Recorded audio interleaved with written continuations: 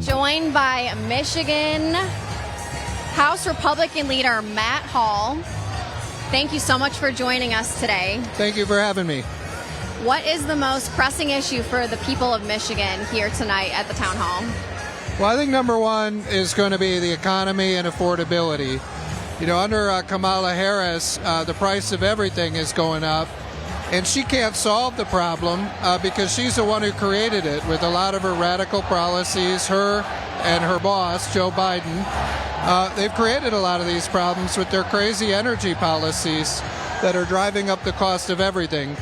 Secondly, you know, we're seeing immigration as a big issue here.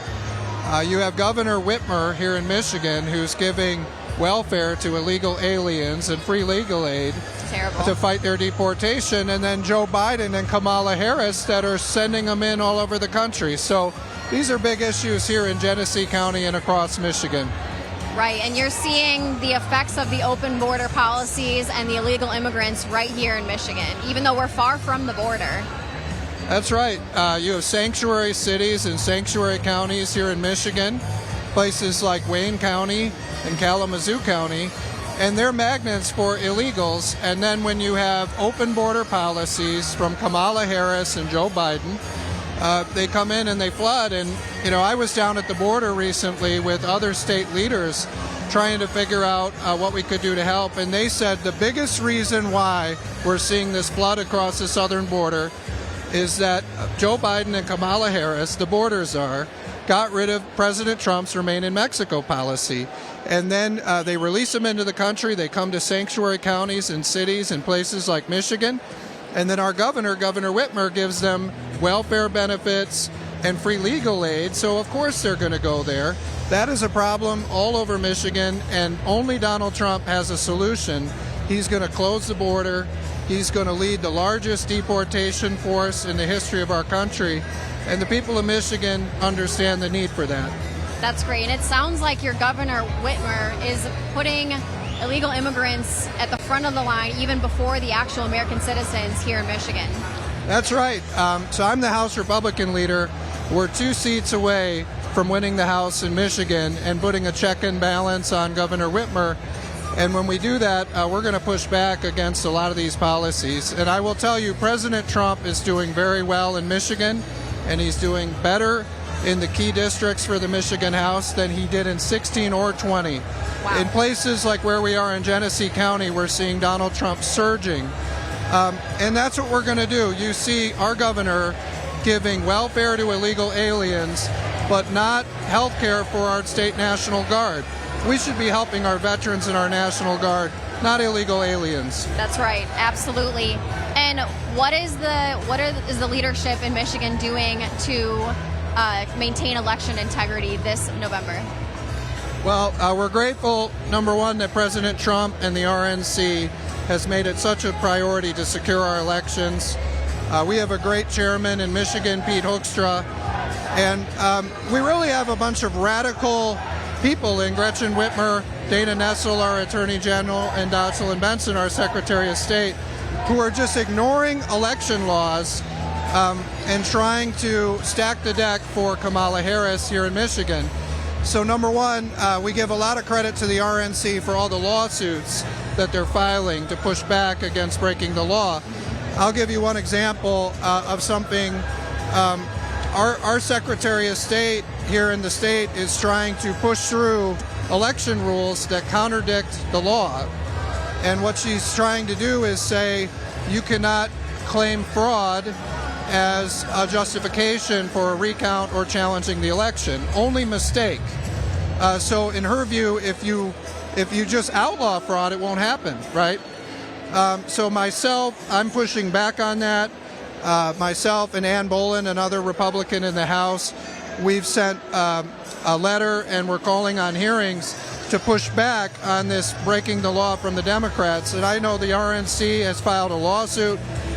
Chairman Hoekstra, we're all pushing back on that. But what's crazy is they just blatantly break the law. The law says you can claim fraud as a reason for challenging the outcome. The Democrat Secretary of State says we're going to create rules that do not allow that. in direct contradiction of the law. They don't even care anymore. They're just going to break the law. And myself, the House Republicans, Pete Hoekstra, the Michigan Republican Party, and the RNC will stand up to them, and we will win that battle because they're breaking the law. Amazing. Thank you so much for fighting so hard to maintain that election integrity here in Michigan. And you have a Senate seat up for election this November for Rogers. Tell us about that. Yeah, we've got a great candidate in Mike Rogers. Donald Trump handpicked him out of a group of several candidates, and I understand why. He's the best one. He's working really hard, and what he's pushing against, we have a crazy Democrat congresswoman running named Elissa Slotkin, who's supporting all these Chinese battery plants that our governor, Gretchen Whitmer, is trying to bring all over Michigan. We've spent billions of tax dollars on Chinese battery plants, many near military facilities. We saw J.D. Vance up in Michigan a couple weeks ago fighting back against those up in Big Rapids. Well, Mike Rogers understands that allowing Chinese companies to locate in Michigan to buy up farmland is wrong. And his opponent, Elissa Slotkin, doesn't get it. And the people of Michigan agree with Mike Rogers, and he's going to stop foreign influence in Michigan. That's great. Make sure you vote for him for U.S. Senate in November if you're a Michigan voter here. So tell us about the effect of the Biden-Harris mandates for the electric vehicles here in Michigan as far as car manufacturing goes. Yeah, I think that's a critical issue. You know, these radical mandates by both Harris and Biden are hurting our automotive industry, and it's amazing. We're seeing even more automotive workers and retired automotive workers coming behind President Trump, both here in Genesee County and across Michigan, because they see that these policies have failed for the electric vehicle mandates. You know, I looked into this. The amount of workers and hours that it goes into making an internal combustion engine car is very significant. And when you switch to electric vehicles, you're going to lay off all those workers. Many of the plants and the suppliers are going to go away. President Trump talks about that quite a bit when he's here. And then you couple that with what Democrats like Gretchen Whitmer, our governor in Michigan, are doing to use our tax dollars to force even more electric vehicle manufacturing on our state. It's economic suicide. I do not understand why they're cutting our own throats with our tax dollars to accelerate this and take away jobs from automotive workers. That's why President Trump is doing even better in Michigan now than he did in 16 or 20. And I've been with President Trump since he started in 16 when he came down the escalator. And I fought for him at the Republican National Convention in 16. And I will tell you, we've never had polling this early that has President Trump doing this well. And he's boosting the Michigan House candidates, he's boosting Mike Rogers, and he's doing great. And we're behind him 100%. Incredible. And we were talking with a lot of voters outside. There were a lot of union workers, people that had automotive workers for Trump t-shirts, and they said exactly what you were talking about, how important it is to not be putting in place these EV mandates because it's getting rid of the jobs here in Michigan. That's right, and these are not cars that people want to drive. You know, if they have to spend this much of our tax dollars to prop up this industry, and the cars are still as expensive as they are, you know, you see in Michigan, the battery plants that Whitmer has attracted are all delaying when they start, and they're shrinking in size, and that's because there's not demand.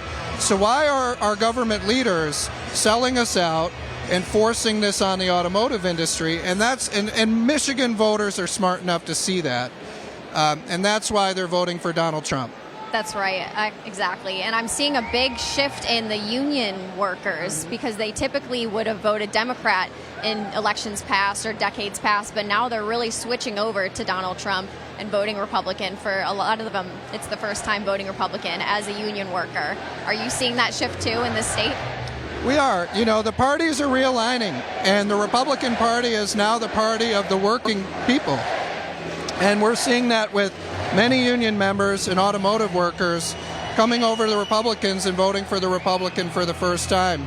And you see a lot of the big corporations now they're looking to people like Kamala Harris and Joe Biden and our Governor Gretchen Whitmer, and they want them to just use our tax dollars to really make them rich. And that is totally a transformation under President Trump of where the parties were at. You know, under Mitt Romney and other Republicans, it was the Republican Party that was more favored by corporations.